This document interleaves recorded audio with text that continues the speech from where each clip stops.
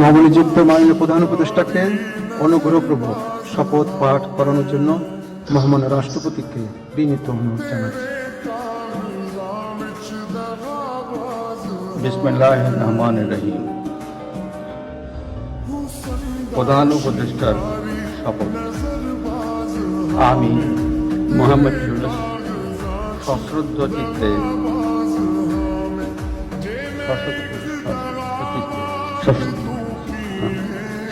চিত্তে শপথ গ্রহণ করতেছি যে আমি আইন অনুযায়ী অন্তর্বর্তীকালীন সরকারের প্রধান উপদেষ্টা পদের কর্তব্য বিশ্বস্ততার সহিত পালন করিব। আমি বাংলাদেশের প্রতি অকৃত্রিম বিশ্বাস ও আনুগত্য পোষণ করিব। আমি সংবিধানের রক্ষণ সমর্থন ও নিরাপত্তা বিধান করিব এবং আমি ভীতি বা অনুগ্রহ অনুরাগ বা বিরাগের বশবর্তী না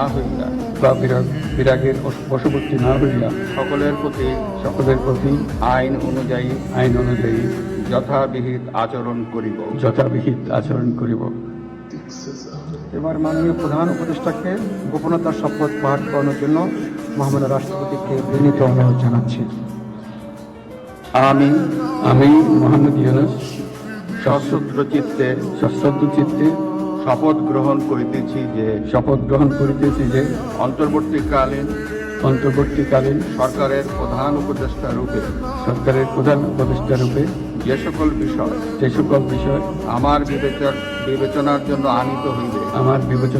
আনিত হইবে বা যে সকল বিষয় আমি অবগত হইব তাহা প্রধান উপদেষ্টা রূপে যথাযথভাবে আমার কর্তব্য পালনের প্রয়োজন ব্যতীত